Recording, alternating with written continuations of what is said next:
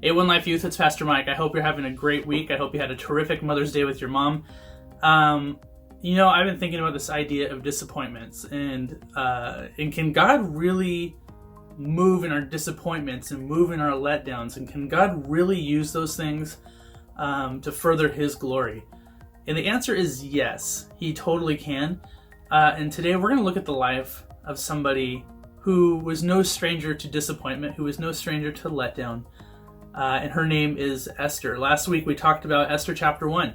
Esther chapter 1, we find King Xerxes. He had put on a party for everybody. He was a very, very, very rich king. He had a lot of money, a lot of possessions. He loved to show off the things that he had. And in fact, he loved to show off so much that he wanted to show off his queen, Queen Vashti. And so when he had called for the queen, it says that he actually had been drinking quite a bit. He was in high spirits, is the wording that the scriptures use. He calls for his queen to be paraded around so that people can ooh and ah over her, can just look at her, admire at her beauty. But the queen wasn't going to have that. The queen said, "No, I'm not going to be paraded around just so your friends can stare at me." Well, that angered the king, and so through some poor advice from some officials, some of his advisors, he decides to make a law that says that because of her behavior, because of her lack of obedience to the king, she was going to be banished from the kingdom forever. And so he was going to be without a queen. And unfortunately, this was going to be a law that he couldn't reverse because he had made the law that way.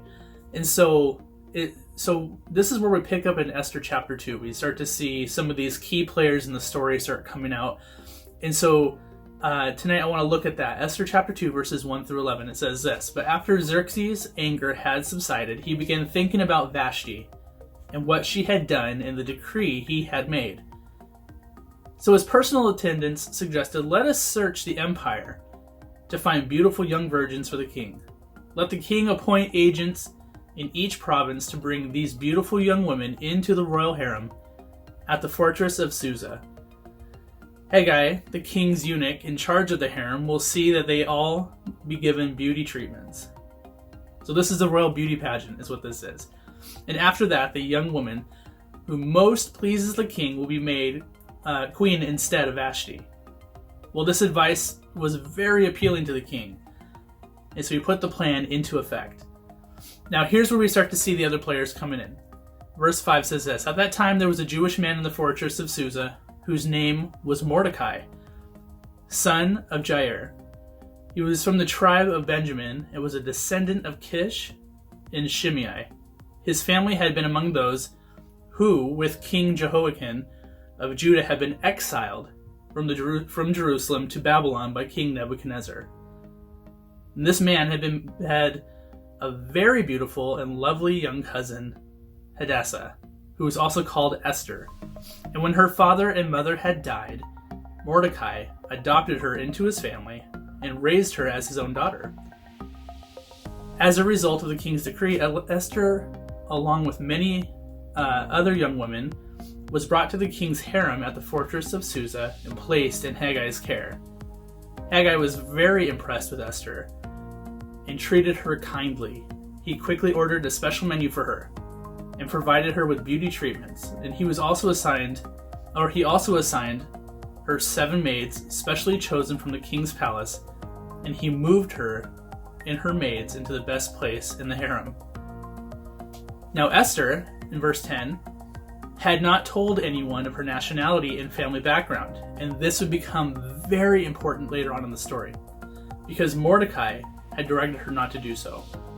Every day Mordecai would take a walk near the courtyard of the harem to find out about Esther and what had happened to her. Okay, so here we have in this story, there's a lot kind of going on, right? There's this royal beauty pageant to determine who the next queen was going to be. But before we really talk about that, I think it's important to recognize that Esther had gone through a lot in her life. She had been exiled from Jerusalem to Babylon. What does that mean? Everything that she had known, everything that she had experienced, all of her friends, everything that that basically made up home for her had been taken away. They had been forcibly removed from Jerusalem into Babylon, into a whole nother world for her. And so she lost her whole home. She lost everything and was forced to relocate to a foreign land. And if that's not bad enough, her mom and her dad die. So now she's by herself. Well, she had a cousin named Mordecai who also had been exiled, who also had been removed, and he takes her in. And so now she is adopted by Mordecai, which is awesome that a family is there to take care of her. But as you know, if you have been removed from your parents' home and forced to live with another family member, it just wouldn't be the same. And so she is now in a foreign land living with a cousin. And so not only that, and now she's being removed from that and she's being pulled into the palace in this crazy beauty pageant that she didn't even want anything to do with. In fact, she was forced into this lifestyle. And now she can't even share, because of Mordecai telling her, she can't even share what her nationality is, where she comes from. She's forced to keep it a secret. And so, students, I want you to know that if there is, you have all gone through things, you've all dealt with things in your life, your lives are very unique to you, and maybe we've shared some of the same experiences and maybe we don't, but here's the thing. God never will waste an opportunity to use your situation for His glory. God will never waste a moment of your life if you allow Him to guide you, if you allow Him to be Lord of your life and to move in your situation. He will never waste that opportunity. And so we find here that Esther, in the story of Esther, even though God's name is never mentioned, you can see that God is moving. There's been a mark on the Jewish people since the very beginning. There have been people who've tried to take them out, but they continue strong. This is really, really important in the story of Esther, to remember that these people are constantly being attacked. People are constantly trying to wipe them out. But God, through His wisdom and His might and His majesty and His power, continue to save His people. And so through the life of Esther, we see that God is going to continue to move. God is going to continue to put a hedge of protection around them. And He wants to use the life of Esther to do that. And so next week, we're going to continue on with the story in chapter 2.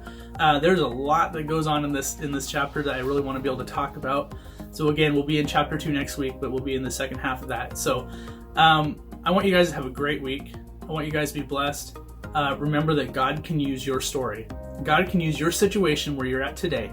God can use the fact that you're not in school for His glory if you allow Him.